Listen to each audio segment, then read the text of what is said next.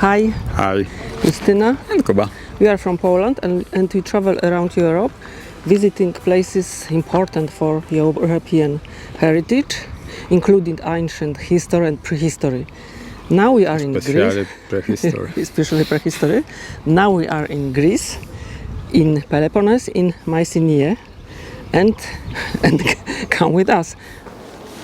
Famous main entrance to the Mycenae, Mykenon, Lion Gate, two big felines, lions, and between them a column. What was on this column? I think that it was the goddess, because related stamp, very similar stamp, was found in Crete, and on such column is the goddess. Maybe here it was the same. So the main entrance, Lion Gate, very big Lion Gate with some. In the Bronze Age, it was closed using some impressive big bars. Also in the ceiling.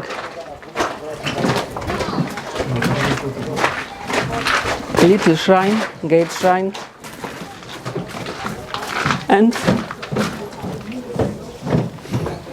let's go to the main palace of the king, of the ruler of the Mycenae, of the Mykenon. It's in Greece, Mykenon? I think so. Okay, maybe something about Mycenae, Mykenon. Mycenae is the most important and richest palatial center of the late Bronze Age in Greece. Mycenae gave its name to an entire culture present in southern Greece in the second millennium BC. Mycenae was built between two hills, prophetess Ilias and Sarah. Those hills are above surrounding area, and they allowed to control both the land and sea routes.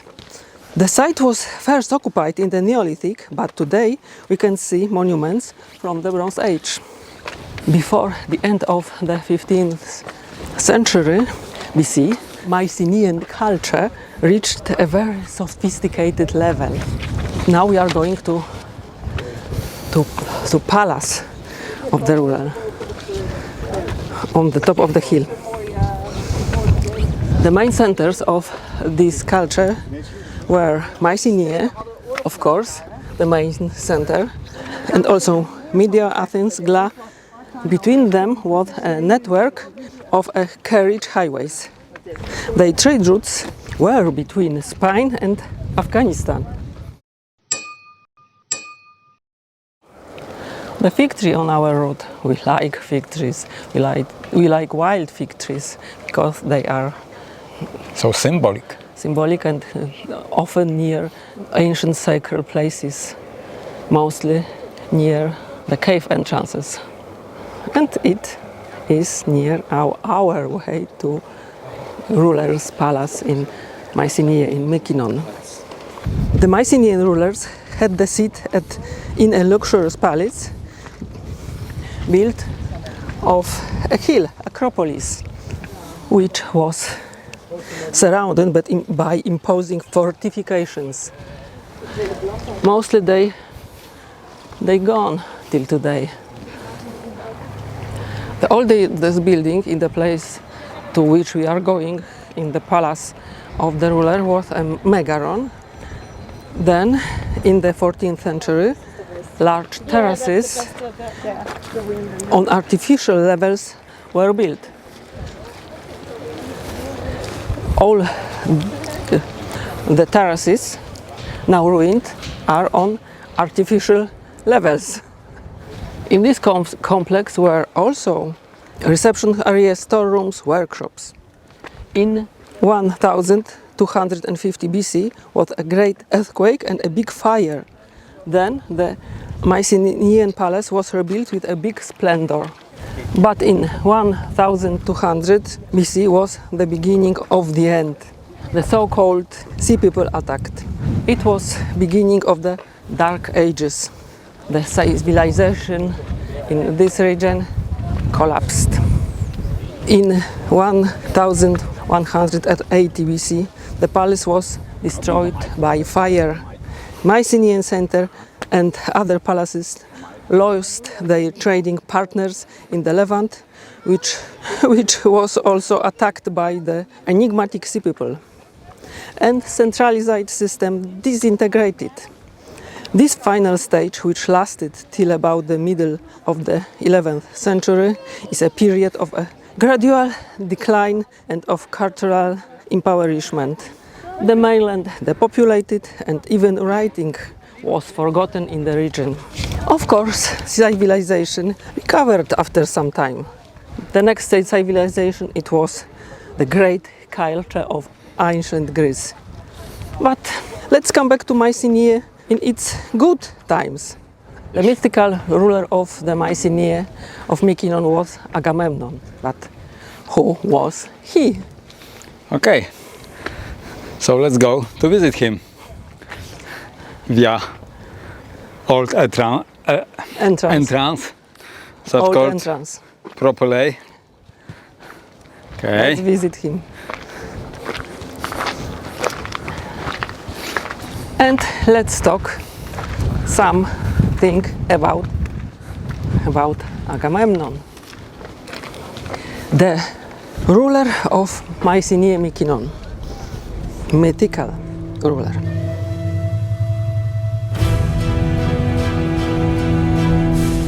Agamemnon was the king of Argolis, a land where the most important cities were Argos, Mycenae, Tiryns and Medea. His wife... Wait. Agamemnon is of course a king from Mythical. Greek myths. It is, I think, impossible to say for sure it is a real No, it is person. mythical king. Okay. I think it isn't. But it I wasn't know, a real person. But I know a few serious scientists who found remains of Agamemnon's boots. I think so. For example, Agamemnon golden mask. But they were very, Okay, sorry. sorry. very old archaeologists, not from nowadays. The rulers were, but this mythical Agamemnon, I think, didn't existed. But I'm not so sure. even if he didn't exist, he had wife. Clytemnestra, sister of Helen of Troy. And Helen of Troy was kidnapped by Paris from her husband, from Menelaus, the king of Sparta. Okay. Of Sparta. Okay. And after this, at Menelaus' request, Agamemnon became the main commander of the Greek expedition to Troy. When all the ships sailing for the expedition, all the ships gathered, they could not leave the port because Agamemnon offended Artemis by killing a sacred deer. Before, yes. Artemis decided to take revenge on Agamemnon for his arrogance towards her. Finally, she demanded that he sacrifice his daughter Iphigenia, to which he agreed. He told his wife and Iphigenia that Achilles wanted to marry their daughter and that Iphigenia should come to the ship, to the Agamemnon's ship, to meet her fiancé. This was, of course, a lie. And when the happy Iphigenia arrived on her father's ship, she found herself on the sacrificial altar. Agamemnon was already preparing to kill her when Artemis stopped his hand, giving him a hind as a sacrifice. She took Iphigenia and made her her priestess in Thoris. The wind came and Agamemnon sailed to Troy. So, now Agamemnon is sailing to Troy. But Clytemnestra, his wife, never forgave him that he wanted to make a sacrifice from their daughter. The sacrifice for his war.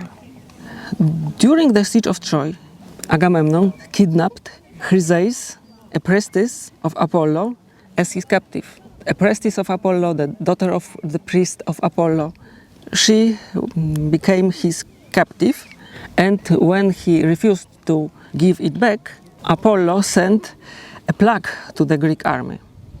And this is where the Iliad begins. The terrified Achaeans, the terrified Greeks, try to force Agamemnon to hand over Chryseis, to give back Chryseis, but he demands that Achilles give him his beloved, his captive, Briseis. This dispute causes Achilles to withdraw from the Trojan War. But when Achilles' friend and lover Patroclus was killed, Achilles returned to the battle to avenge him. When the Trojan War ended after 10 years and Agamemnon returned home, it turned out that Clytemnestra had a lover. Together with Clytemnestra and the lover killed Agamemnon. And it was the end of the King of Mycenae. One of the kings of Mycenae, but mythical. This most important because most influent on because mythical. In the whole area was also a cult center, a complex of temples, shrines, annexes, which was built in the early century BC. In the buildings belonging to this complex, archaeologists discovered many human figurines, snakes, figurines, bowls, cups, and so on. And also the large number of glass spiral shells, conuli. It's interesting. But the most, for me, the very interesting is a fresco which was found in one of the buildings belonging to the complex of shrines, of temples. It was painted, this fresco was painted above and next to the altar. 3 women were depicted on it. One woman holds a sword, second, a staff. Between them are 2 small male depictions. The third woman, also rather big, below, holds sheaves of wheat, and a griffon is with her.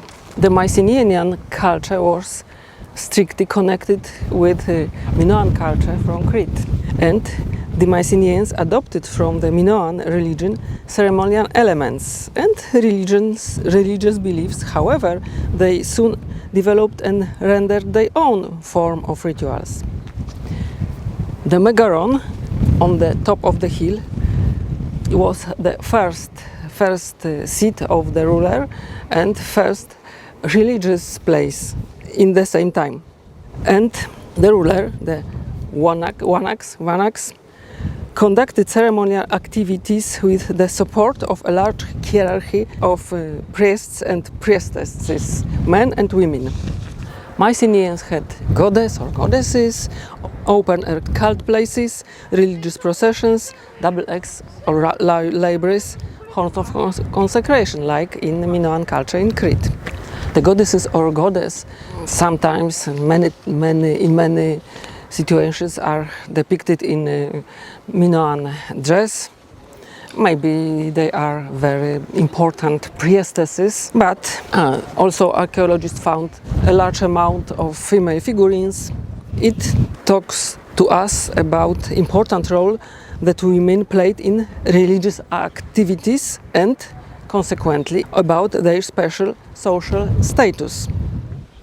In the east wing of the palace, artists had their workshops. They made here beautiful things. The northeast corner of the citadel contains something absolutely essential in a defensive fortress, a water cistern. The descent to the cistern is corbelled. It begins inside the citadel, cuts obliquely through the fortification wall, and continues underground outside the citadel with steps interrupted by 2 landings at the point where they turn. At the far end of the passage, at the depth of 18 meters, is a quadrilateral roofed shaft. This received the water from the natural spring extramuros, which was canaled to it along clay conduits. This underground aqueduct secured the continuous supply of water to the citadel and was the basic reason for the extension of the northeast section of the wall. Inside the fortifications, near the Lion Gate, is the so-called Circle of Graves A. But Mycenaeans didn't make their funeral places inside fortifications, but it is inside fortifications. That's why, because it was from the time before these Cyclopean walls were added, from the times before spreading the fortress to the bigger terrain. And what is interesting in this circle grave of graves A, so-called A, there are 8 graves, but 5 of men buried in this place had masks. One of them had so-called Schliemann, mask of Agamemnon. Gold mask. Gold mask of Agamemnon. But it isn't the mask of Agamemnon. Maybe Agamemnon didn't exist. It was after the myth. And the name is until now. Okay. And Justyna, near one of stone from Cyclopean wall. For comparison, size comparison. Justyna is rather tall woman. This construction was of the wall was very good in earthquakes. During earthquakes, they were not the same shape, and between them were very small stones. It was rather elastic during earthquakes. Yes, it's so-called polygonal stones. Polygon wall. Yes, it is very good conception. It's a very good idea because they are till today. In spite of many earthquakes in last 3,000 years. 3,500 years. 3,500, yes. Even. Okay. Here we are, just right outside. A curiosity. Recently we made a video about Baltic amber. You may say, what does amber have to do with Mycenae? Amber was known to Mycenaeans from the very beginning of their culture. In the shaft graves of Mycenae, for example, almost 2,000 of amber artifacts have been found. During the Bronze Age, a fortified settlement was established on the amber trade route in Maszkowice in southern Poland. Of course, it was probably related to the more extensive trade with southern Europe. The second such place is Trzcinica, also in the south of Poland. A side note, later in ancient Greece, amber was also known and valued. It was associated, for example, with the myth of Phaeton. Phaeton was the son of Helios, and as a proof of this, he asked his father to let him drive the sun chariot. This ended in disaster. The sun horses did not listen to him, and Phaeton eventually died in the waters of the Eridanus River, associated with the Po. The gods turned the tears of his mourning sisters into amber. Near the Lion's Gate, outside the fortification, is the Tholos tomb. Impressive. All the Tholos tombs are exactly very impressive. With a long dromos, so-called, the entrance, and huge gate. This gate had, in ancient times, it had door. It was closed. It is so constructed that could be closed many times. The roof of the Tholos didn't survive, but the whole construction was 15 meters tall. On Crete, such Tholoses are in worse state than here. So here we can see and imagine how the Tholoses on Crete, on Minoan Crete, looked like.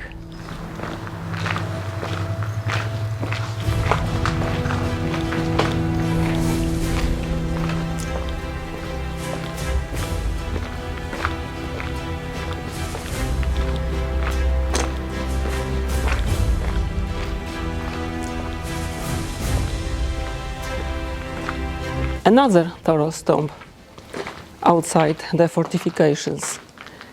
Tholos of Clytemnestra. Of course, mythical Clytemnestra. You remember, this is the mythical wife of the mythical Agamemnon of Troy. But Pausanias in the 2nd century AD wrote with the conviction that this was the Tholos of this Clytemnestra, and saw nothing mythical in it. Long dromos, huge entrance, which could be closed or open, and this Tholos has a roof. Beehive Tholos, beehive because it looks like classical beehive. You can imagine how Tholoses from Minoan Crete, also from Minoan Crete, look like. Impressive. Impressive.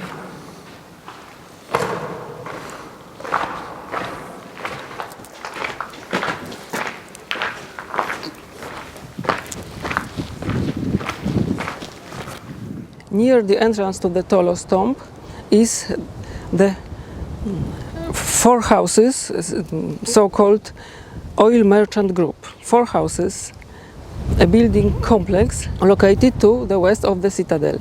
It was built in the early 13th century BC and destroyed by fire in the middle years of the same century.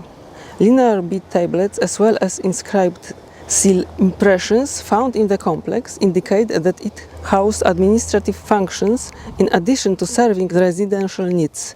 They were connected with the olive oil, of course. They made some operations with the contrahands on a maybe large scale. And come back a bit nearer to the wall of the palace of the citadel to look another Tholos tomb. It is so-called Agistus tomb. Dromos, of course, and the entrance. It's somehow different because it has different wall. No, it's devastated. It's devastated.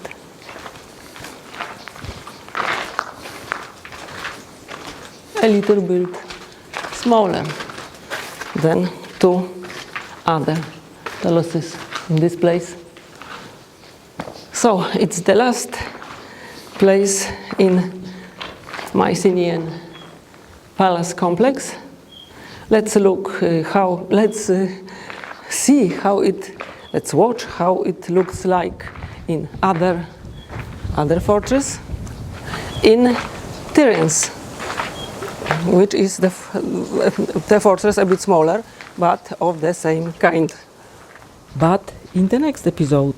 For today, thanks for watching. Please subscribe to not miss the episode about Tyrians. And till the next time. Bye bye.